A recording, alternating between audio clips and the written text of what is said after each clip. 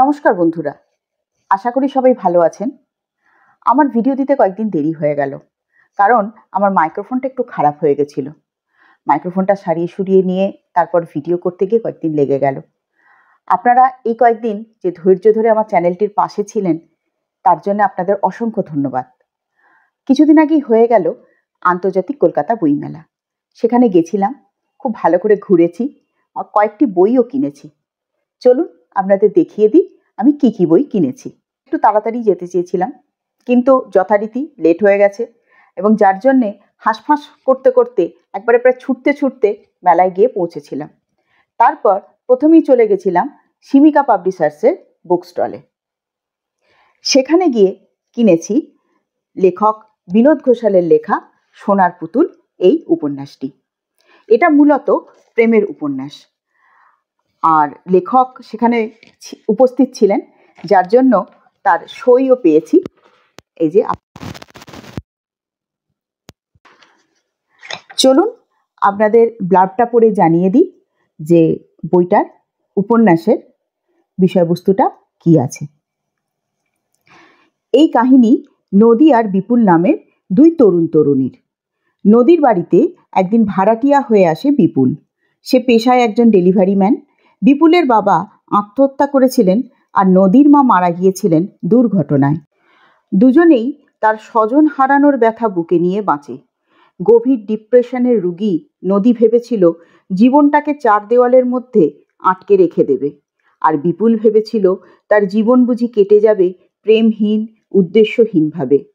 অসীমবাবু নদীর বাবা, তিনিও স্ত্রীকে হারানোর পর এলোমেলো। এমন একটি পরিবারে বিপুল এসে পড়ল। তারপর নদী আর বিপুলের জীবন গেল বদলে। এই কাহিনী আসলে কোথাও পৌঁছয় না, এই কাহিনী কোথাও শেষ হয় না। অতি সাধারণ মধ্যবিত্ত জীবনের কতকগুলি টুকরো নিয়ে লেখক গেঁথেছেন এক মর্মস্পর্শী আখ্যান, যা এই উগ্র সময় পাঠককে শুধু একটু নরম অনুভূতি দেবে, এইটুকুই। এরপর গিয়েছিলাম উদ্বোধন কার্যালয়ের স্টলে। সেখান থেকে নিয়েছি 4টে বই। স্বামী বিবেকানন্দর লেখা ব্যক্তিত্বের বিকাশ, স্বামী বিবেকানন্দেরই লেখা আরেকটি বই ভগবান বুদ্ধ ও তার বাণী, আর স্বামী নিখিলেশ্বরানন্দের লেখা দৈনন্দিন জীবনে সুখ ও শান্তি, স্বামী বুধানন্দের লেখা ইচ্ছাশক্তি ও তার বিকাশ। আর এছাড়া উদ্বোধন কার্যালয়ে বুকমার্ক বিক্রি হচ্ছিল, তো সেখান থেকে এই বুকমার্কের 3টের একটা সেট কিনেছিলাম, আর একটা সিঙ্গেল বুকমার্ক নিয়েছি। এরপর গিয়েছিলাম দেজের স্টলে। সেখানে বেশ লাইন ছিল, লাইনে দাঁড়ালাম কিছুক্ষণ, তারপর স্টলের ভেতর ঢুকতে পেলাম। ভেতরেও বেশ ভালোই লোকজন ছিল। তারপর সেখান থেকে কতগুলো বই নিয়েছি। দেশ থেকে নিয়েছি লেখক প্রচুত গুপ্তের লেখা 3 নম্বর চিঠি, এই উপন্যাসটা। এটা মনে হয় সাগর সিরিজেরই উপন্যাস। চলুন আপনাদের ব্লার্বটা একটু পড়ে শুনিয়ে দিই। কিছু চিঠি রেখে দেওয়া যায়, কিছু চিঠি ফেলে দেওয়া যায়, আরও একরকম চিঠি আছে যা রাখা যায় না, আবার ফেলাও যায় না। এটাই 3 নম্বর চিঠি। এই কাহিনীর নায়ক সাগর পেয়েছে সেই 3 নম্বর চিঠি। কে এই চিঠি লিখেছে, কি আছে সেই চিঠিতে, কেন লিখেছে, এই নিয়েই এই উপন্যাস। লেখিকা বাণী বসুর লেখা রাধির পাঁচালী। এটাও একটি উপন্যাস, মনে হয় এটা রাধিকে নিয়েই লেখা। চলুন আপনাদের ব্লার্বটা একটু পড়ে শুনিয়ে দিই, তাহলে বুঝতে পারবেন যে এই উপন্যাসটার বিষয়বস্তু কী। রাধির পাঁচালী দক্ষিণ 24 পরগনার ক্যানিং লাইনের রাধারানীর জীবনের অ্যাডভেঞ্চার সংকুল একটি অধ্যায়। একটি সামান্য গ্রামের কন্যা, গ্রামের বিধবা, যার জীবন স্বামী বেঁচে থাকলে একটা ছোট্ট বৃত্তের মধ্যেই কেটে যেত। রোজগারের তাগিদে এরকম শয়ে শয়ে মেয়ে বউ ক্যানিং লাইনে নিত্য যাতায়াত করে। রাধি তাদেরই একজন, অথচ ঠিক তাদের মতো নয়। তার নিজস্ব বুদ্ধি বিবেচনা, বহু কাজে তার স্বভাব দক্ষতা, তার উপস্থিত বুদ্ধি তাকে একটা অন্য মাত্রা দিয়েছে। শহরে ধনী লোকের বাড়িতে কাজ করতে এসে সে কিভাবে অভিজ্ঞতাগুলোকে ছুঁয়ে ছেনে অনন্য হয়ে ওঠে, সেই গল্পই পরম মমতা ও কৌতুকে বলা হয়েছে এই আখ্যানে। যাতে এটা সিরিয় কমিক, রাধিদের নিজস্ব দোকন টানের ভাষায়। সে ভাষার ওপর পড়েছে আবার তার সরল অথচ স্পর্শালু ব্যক্তিত্বের ছায়া।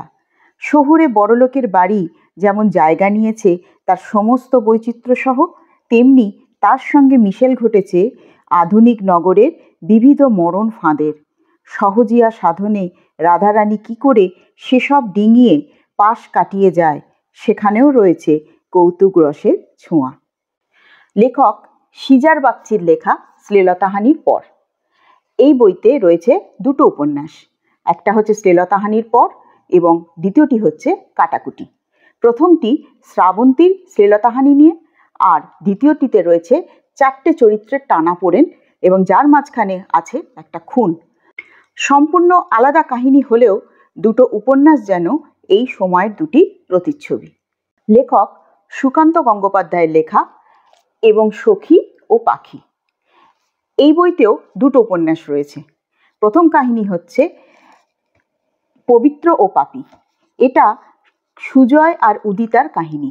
সাধারণ পরিবারের সুজয় আর উদিতাকে নিয়ে এবং তাদের যে জীবনের টানাপোড়েন নানা স্ট্রাগল আছে সেই নিয়েই এই উপন্যাস। আর দ্বিতীয় উপন্যাসটি হচ্ছে সখী ও পাখি। এই কাহিনী ইভানা ও তার মাকে নিয়ে। ইভানা জানতে পারে তার মায়ের প্রাক্তন প্রেমিক সুগত, যে কিনা পরিচিত অভিনেতা। কেন সেই প্রেম সফল হয়নি, এই দোটানা নিয়ে দ্বিতীয় উপন্যাস। এরপর গেছিলাম মিত্র ঘোষের স্টলে। সেখান থেকে নিয়েছি তারানাথ তান্ত্রিক সমগ্র। এটা নিয়ে তো বলার কিছু নেই, আপনারা তো সবাই নিশ্চয়ই ভালো করেই জানেন এই বইটা সম্পর্কে। আর তার সঙ্গে নিয়েছি তারানাথকে নিয়ে যে নতুন কাহিনী বেরিয়েছে তথাগত বন্দ্যোপাধ্যায়ের লেখা তারানাথের প্রত্যাবর্তন। তারপর স্টল খুঁজে পাচ্ছিলাম না, শব্দ প্রকাশনের স্টল, তারপর সুতরাংয়ের স্টল। যতবার ঘুরছিলাম গোল করে সেই খাওয়ার জায়গাটাতেই চলে আসছিলাম। তো বইমেলায় গিয়ে কিছু খাইনি, তো তারপর আবার এদিক ওদিক অন্যদের কয়েকজনকে জিজ্ঞেস করে তারপর স্টলগুলো খুঁজে পেয়েছিলাম। তারপর ঢুকে পড়লাম শব্দ প্রকাশনে। সেখানে অনেকগুলো বই বেশ পছন্দ হয়েছিল, কিন্তু অনেকগুলো বই আগে কিনে ফেলেছি, যার জন্য তখন এবার বুঝে শুনে কিনতে হবে। তো সেই রকম অবস্থাতে কিনে নিলাম লেখক দেবজ্যোতি ভট্টাচার্যের লেখা গল্প সংকলন চখাচখি। এটার মধ্যে মোট 12টা গল্প আছে। আর শব্দ প্রকাশন থেকে যে বুকমার্কটা দিয়েছে আমার খুব পছন্দ হয়েছে, অনুভব, বললে কথা, লিখলে শব্দ। চলুন আপনাদের এই বইটার ব্লার্বটা পড়ে শুনিয়ে দিই। ভালোবাসা, 4 অক্ষরের এই দেবতাটির কাছে নতজানু হতে হয় সকলকেই। কলেজকালের জাদুবয়সীরা তার দৌড়ে হাত পাতে। তার উপাসনায় 3 দশকের বেশি দাম্পত্য কাটানো জুটি ঘর পালিয়ে তিস্তা পারে। তারই নেশায় নদীটি নারী রূপ ধরে দ্বৈতকে গ্রাস করে, অথবা কিন্নরী মানুষের ঘরে এসে মরজগতে আশ্রয় নেয়। গত 1 দশক ধরে প্রকাশিত হয়ে চলা তেমনই কিছু ভালোবাসার কাহিনী চখাচখি। তারপর গিয়েছি সুতরাংয়ের স্টলে। সেখান থেকে নিয়েছি লেখক রূপক সাহার লেখা কোণের খোঁজে এই উপন্যাসটি। এটা একটি রমকম উপন্যাস। এটা প্রকাশিত হয়েছে পারস্পরিক থেকে। চলুন আপনাদেরকে একটু ব্লার্বটা পড়ে শুনিয়ে দিই। খুব ছোটবেলায় অয়ন ওর মা বাবাকে হারায়।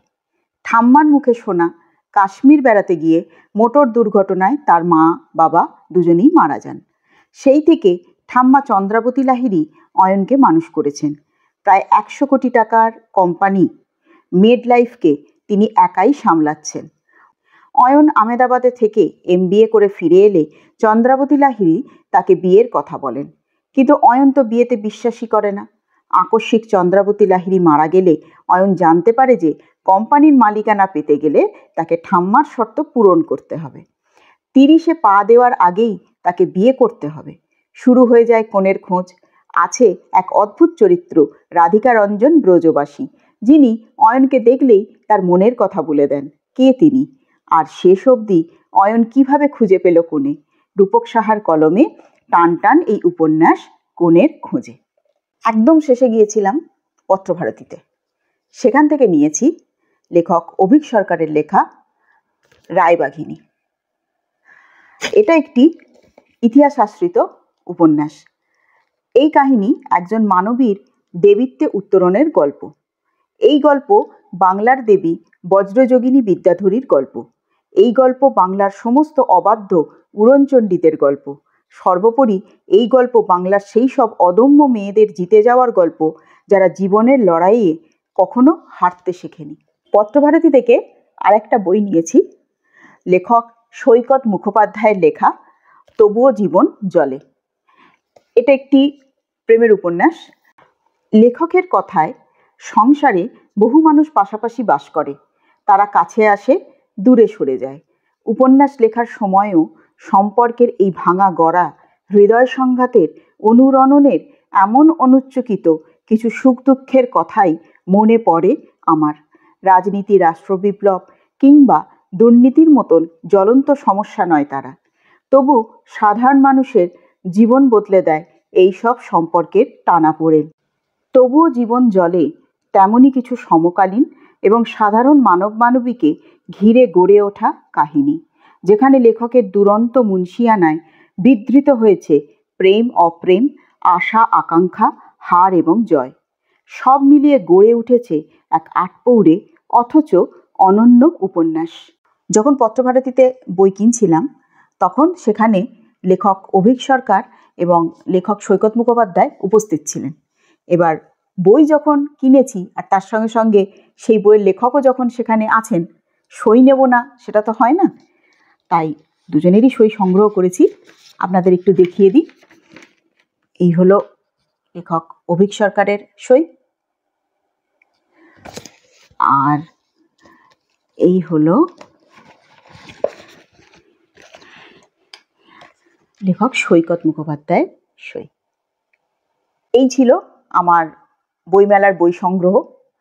এবার আস্তে আস্তে বইগুলো পড়ে ফেলবো, আর মাঝে মধ্যে চেষ্টা করব একটা দুটো করে বুক রিভিউ আনার। আর আপনারা আমার চ্যানেলটির পাশে থাকবেন, যারা সাবস্ক্রাইব করেননি সাবস্ক্রাইব করবেন, এবং ভিডিওগুলি কেমন লাগছে সেই সম্পর্কে আমাকে অবশ্যই কমেন্টের মাধ্যমে জানাবেন। আজ এই পর্যন্তই। সবাই ভালো থাকবেন। নমস্কার।